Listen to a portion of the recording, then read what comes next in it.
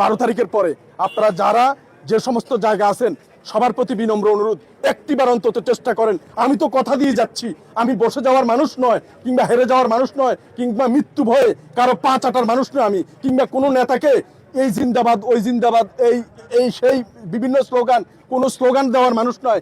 মহান সংসদে কোটি কোটি টাকা খরচ হয়, সেই জনগণের ট্যাক্সের টাকায় কোনো নেতার নামে গুণগান করার জন্য আমি আসি নাই। শুধুমাত্র আল্লাহর উপরে শ্রদ্ধাশীল হয়ে আল্লাহকে স্মরণ রেখে মহান সংসদে এই না বলা মানুষগুলোর কথা তুলে ধরার জন্য চেষ্টা করেছি।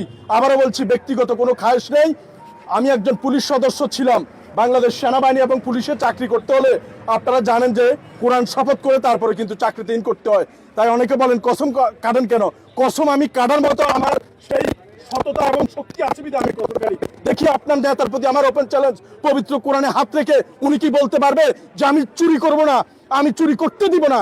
যদি আপনার নেতা কথা বলতে পারে, আমি কাল থেকে আপনার নেতার জুতা টানবো, নমিনেশন পেপার এখানে ছিঁড়ে ফেলে দিব। আমি এই কথা দিয়ে যাচ্ছি। শুধুমাত্র শেষবারের মতো, আমার ওইরকম টাকা পয়সা নাই, কিরকম দলীয় লোকজনও নাই যে এইবার না পারলে পরের বার আমি দাঁড়াবো, আমার ওই ইচ্ছা বা আগ্রহ নাই।